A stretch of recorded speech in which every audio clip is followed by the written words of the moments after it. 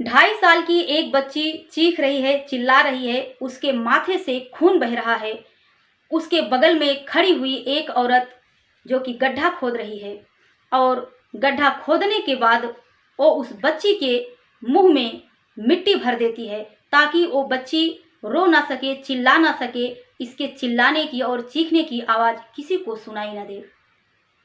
और वो उस बच्ची को उसके बाद में गोद में उठाती है। गोद में उठाने के बाद वो उस बच्ची को उसी गड्ढे में डाल देती है और उसके ऊपर से मिट्टी पाट देती है और उसी जमीन में, उसी गड्ढे में उसका दफन कर देती है।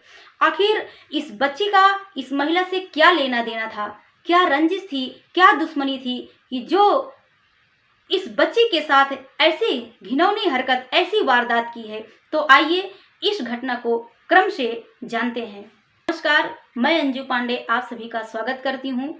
आज की जो सच्ची घटना है ये है पंजाब के लुधियाना की। यहीं का रहने वाला एक आदमी होता है जिसका नाम होता है हरप्रीत कौर। हरप्रीत कौर जो है पंजाब में पुलिस होते हैं।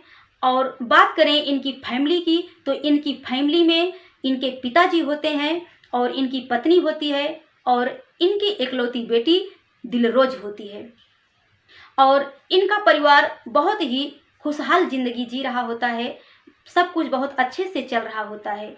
और तभी कुछ दिन के बाद इनके बगल में एक औरत रहने के लिए आ जाती है जिसका नाम होता है नीलम। वो अपने 2 बच्चों के साथ उनके बगल में एक कमरा लेती है और इनके बगल में वो रहना शुरू कर देती है। और हम आपको बता दें कि ये जो नीलम होती है ये बहुत पहले से ही ये लुधियाना में यहीं पर रहती थी। और इसकी शादी जो हुई थी इसकी शादी भी लुधियाना से हुई थी। और इसकी शादी के 4 साल बाद जो है इसका तलाक हो जाता है। इस 4 साल के बीच में इसके 2 बच्चे भी होते हैं। और जब इसका तलाक हो जाता है तो ये अपने माता पिता के घर आ जाती है और आकर के यहीं पर ये हरप्रीत के घर के बगल में ही रूम लेकर, यानी कि कमरा लेकर यहीं पर ये रहने लगती है।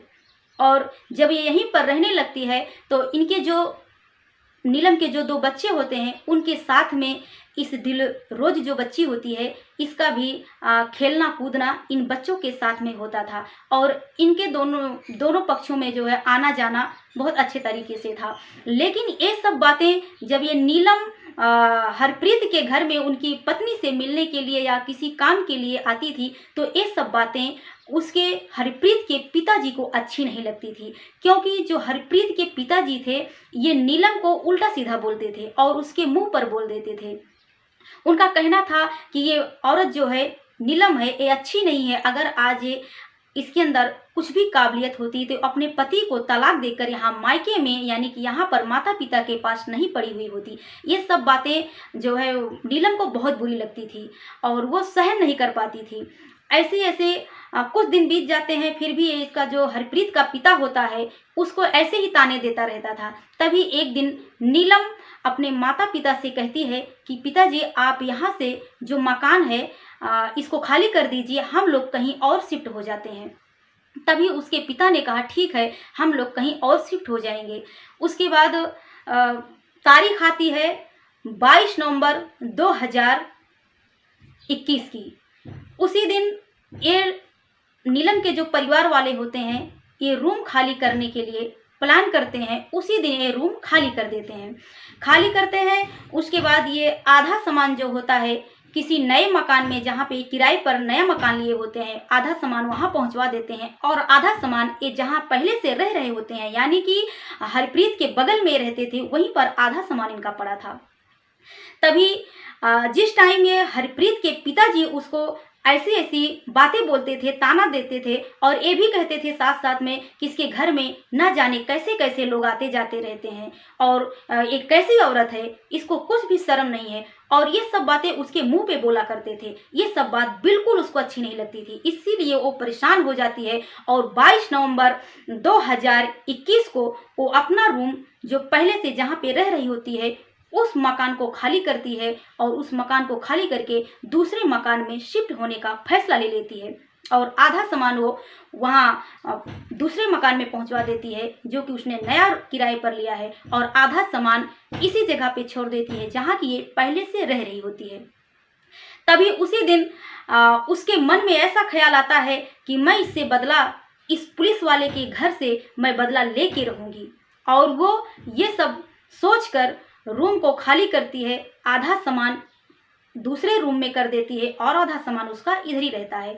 तभी वो उसी दिन उसकी जो हरप्रीत की जो लड़की होती है दिलरोज, उसको चॉकलेट देने के बहाने बुलाती है, और वो जो 2.5 साल की बच्ची दिलरोज होती है उसको पहचानती है अच्छी तरह से, उसको आंटी आंटी करती थी। कभी भी वो उसको बुलाती थी तो उसके पास जाती थी वो, और वो नीलम भी उसको बहुत मानती थी, बहुत प्यार करती थी। लेकिन वो एक दिन ऐसा करती है कि उसको बुलाने के बाद अपनी स्कूटी पे बैठाती है, और स्कूटी पे बैठा करके वो उसको एक जंगल की तरफ लेके जाती है, जो कि वो जंगल पड़ता है सलीम सावरी इलाके में। वह बहुत सुनसान जंगल होता है, वहाँ ले जाती है, और ले जाने के बाद उसको वहीं लड़की, वो जो 2.5 साल की बच्ची होती है, उसको वहीं पर वो खड़ा कर देती है। खड़ा करने के बाद पहले तो उसके सिर में एक बहुत ज़ोर से पत्थर मारती है, और जब वो पत्थर मारती है तो बच्ची ज़ोर ज़ोर से चिल्लाने लगती है और चीखने लगती है। लेकिन उस औरत ने इतनी बेरहमी से उसको मारा था कि उसकी सांसें रुक जाती है। तभी फिर उसको कुछ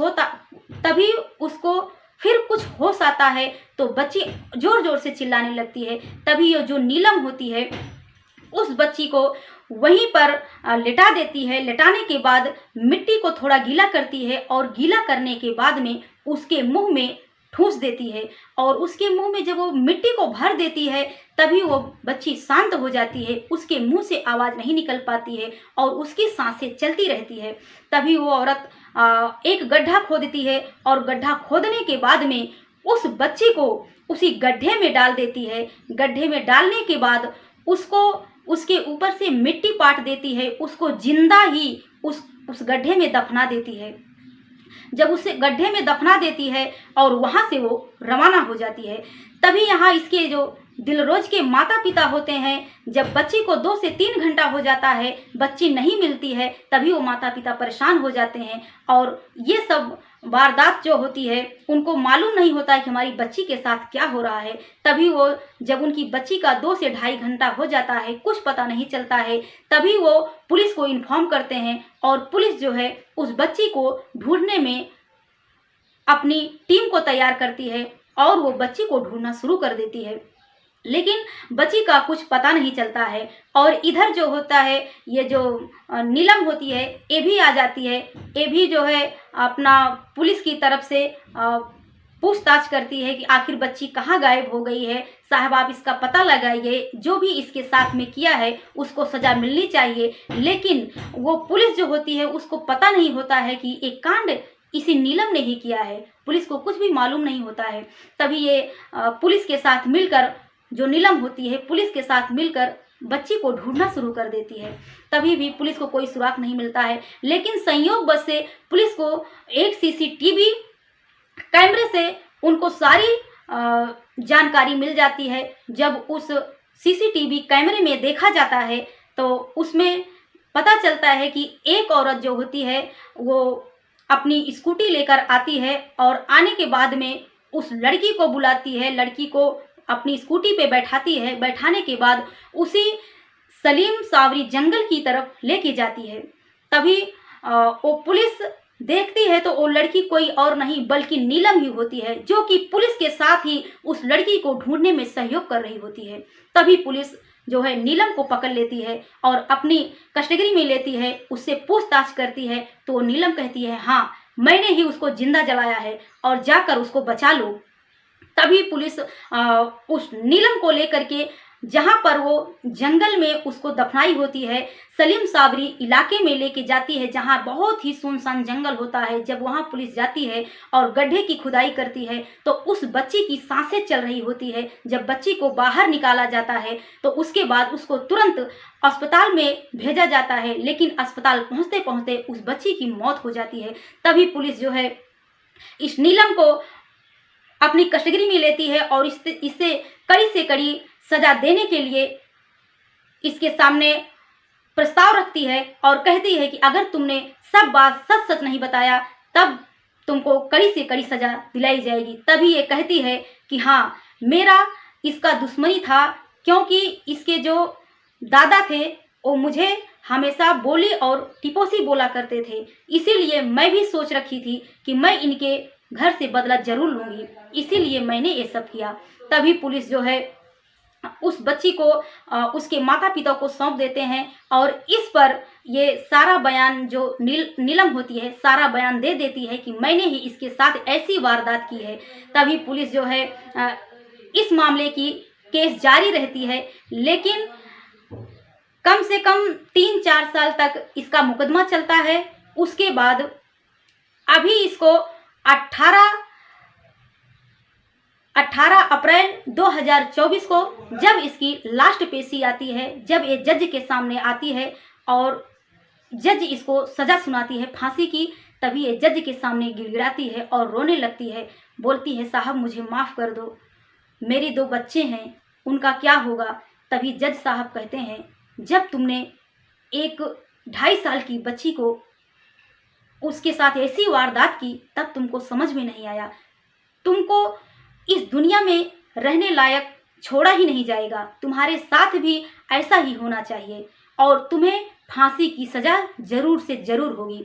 तभी उस औरत को जो नीलम होती है उसको 18 अप्रैल 2024 को फांसी की सज़ा सुनाई जाती है। तभी उस औरत को फांसी की सज़ा सुनाई जाती है साल 2024 18 अप्रैल को। और उसके बाद उसके परिवार वाले जो दिलरोज के परिवार वाले होते हैं वो सोचने लगते हैं चलो ठीक है, हमारी बेटी तो इस दुनिया में नहीं रही, लेकिन हमारी बेटी को इंसाफ ज़रूर मिलेगा। तो आज की कहानी यहीं पर ख़त्म होती है और आप लोगों को इस नीलम के बारे में आप क्या कहना चाहेंगे, आप हमें कमेंट बॉक्स में ज़रूर बताना। फिर मिलेंगे नेक्स्ट वीडियो में नेक्स्ट घटना के साथ। तब तक आप लोग जहाँ रहें सुरक्षित रहें, स्वच्छ रहें। जय हिंद, जय भारत।